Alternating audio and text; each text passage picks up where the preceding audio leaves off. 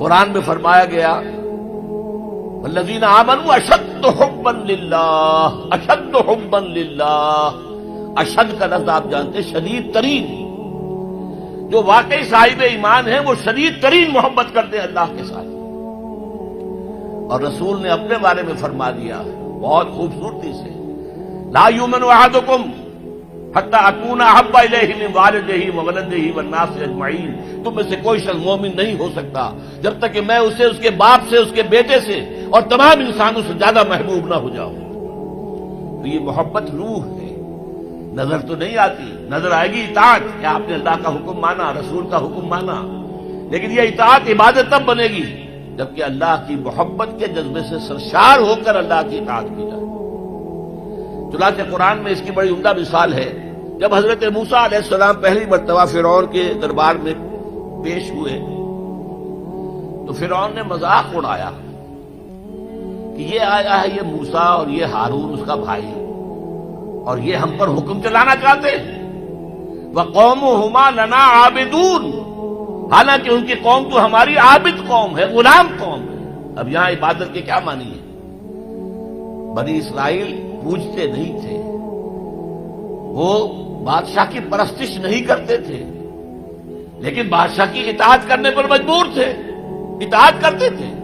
اس کو اس نے کہا وَقَوْمُهُمَا لَنَا عَابِدُونَ، ان کی قوم جو ہے وہ تو ہماری عابد ہے، عبادت گزار ہے، ہماری غلام ہے، ہماری اطاعت شعار ہے، ان کو کیا حق پہنچتا ہے ہماری بلی ہمیں کو میاؤں۔ اچھا کوئی شخص کہہ دے کہ یہ تو فرعون کا لفظ ہے، آپ اسے دلیل کے طور پر لے آئے، اللہ کا لفظ تو نہیں ہے یہ، تو وہ بھی سن لیجئے۔ ایک دوسری ملاقات میں حضرت موسیٰ علیہ السلام نے جب دعوت پیش کی تو فرعون نے طنز کیا، الم نربک فینا ولیدا، اے فرعون، اے موسیٰ تم وہی نہیں ہو جسے ہم نے اپنے گھر میں پالا پوسا تھا۔ اللہ تعالیٰ کے حکم سے حضرت موسیٰ کو تو ایک صندوق میں بند کر کے دریائے نیل میں ڈال دیا تھا ان کی والدہ نے۔ وہ محل کے پاس سے گزر رہا تھا کہ وہاں کچھ عورتیں جو ہے دریا پر آئی ہوئی تھی نہانے وغیرہ کے لیے، انہوں نے وہ تابوت جو تھا صندوق کو پکڑ لیا، اس میں حضرت موسیٰ نکلا ہے، اور اتنے خوبصورت تھے یہ فوراً سمجھ میں آ گیا تھا یہ کوئی اسرائیلی ہے، اور اسرائیلی بچوں کے بارے میں حکم تھا کہ فوراً قتل کر دو، اگر لڑکا ہو، لڑکی ہو تو زندہ رہنے دو۔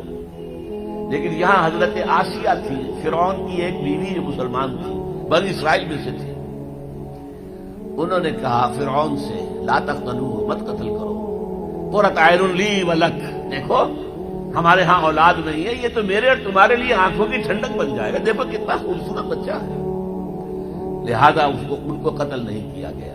اللہ تعالیٰ نے ایک جگہ سورہ طٰہٰ میں احسان گنایا ہے حضرت موسیٰ پر، وَأَلْقَيْتُ عَلَيْكَ مَحَبَّةً مِّنِّي، میں نے اے موسیٰ تم پر اپنی محبت کا پردہ ڈال دیا تھا، ایسی محبت خدا بندی، ایسا ان کا جذبہ ابھرا لوگوں کے اندر کہ حضرت موسیٰ کو غضب نہیں پہنچایا گیا، محل میں پلے ہیں۔ تو اس کے بعد فرعون کی اس وقت تک اولاد نہیں تھی، بعد میں اولاد ہو گئی، لیکن وہ جو بعد میں اولاد ہونے والا جو ہے پیدا ہونے والا شہزادہ، وہ حضرت موسیٰ کو اپنا بڑا بھائی سمجھتا تھا۔ تو حضرت موسیٰ کو جب تانا دیا الم نربک فینا ولیدا، اے موسیٰ تم وہی نہیں ہو جسے ہم نے بچپن میں پالا پوسا تھا، ہمارے ٹکڑوں پر پلے اور آج ہمارے منہ کو آ رہے ہو۔ اس کا جواب کیا دیا حضرت موسیٰ نے، وَتِلْكَ نِعْمَةٌ تَمُنُّهَا عَلَيَّ أَنْ عَبَّدْتَ بَنِي إِسْرَائِيلَ، بڑا احسان کیا تو نے کہ مجھے اپنے گھر میں پال دیا اور میری ساری قوم کو غلام بنا رکھا ہے۔ ان عبدت بنی اسرائیل، یہاں بھی لفظ عبادت آیا، تو لفظ عبادت کا پہلا اطلاق اطاعت پر ہے، البتہ اس کی روح جو ہے وہ محبت ہے، روح نظر نہیں آئے گی، جسم نظر آئے گا، لہذا عبادت کا جسم اطاعت، اللہ کی اطاعت ہمہ تن ہمہ وقت ہمہ وجوہ، اور اللہ کی اطاعت کا راستہ اللہ کے رسول کی اطاعت۔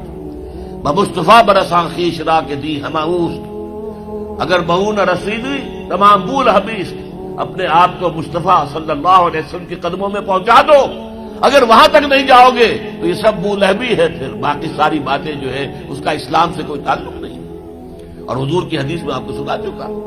لا یؤمن احدکم حتی اکون احب الیہ من والدہ وولدہ والناس اجمعین، تم میں سے کوئی شخص مومن ہو ہی نہیں سکتا جب تک کہ میں اسے تمام انسانوں سے، یہاں تک کہ اپنے باپ سے، اپنے بیٹے سے بھی زیادہ محبوب نہ ہو جاؤں۔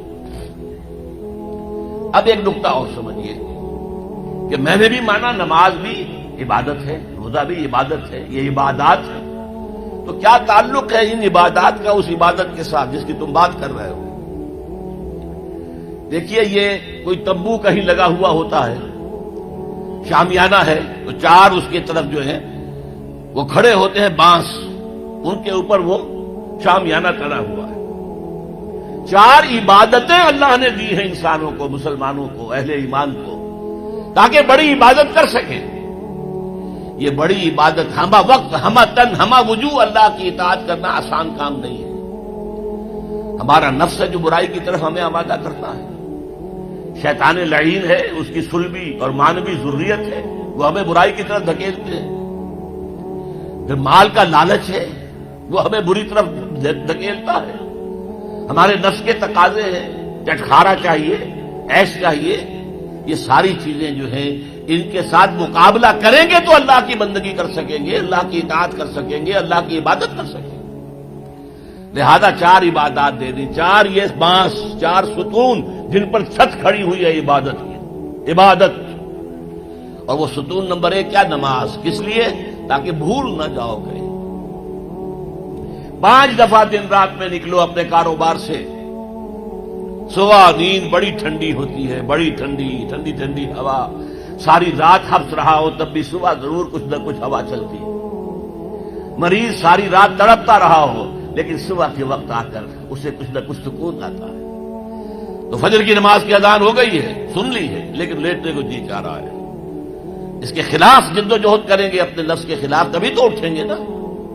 آؤ اٹھو، جاؤ مسجد میں، اللہ سے اپنا عہد جو ہے جو تم نے کیا ہوا ہے، بندگی کا عہد، جاؤ تازہ کرو اسے۔ 4 رکعتوں میں 4 دفعہ کہو ایاک نعبد و ایاک نستعین، اے اللہ ہم تیری ہی بندگی کرتے ہیں، تجھ ہی سے مدد مانگتے ہیں۔ پھر تم دھندا کرو گے، کاروبار کرو گے، دفتروں میں جاؤ گے، پھر ظہر کے وقت پھر آ جاؤ مسجد میں، پھر عہد تازہ کرو۔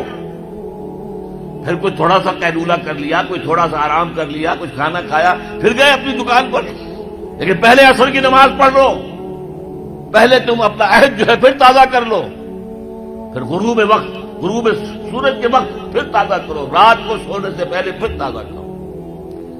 حفیظ جالندھری کا بڑا عمدہ شعر ہے کہ سرکشی نے کر دیے دھندلے نقوش بندگی، آؤ سجدے میں گرے لوح جبیں تازہ کرے۔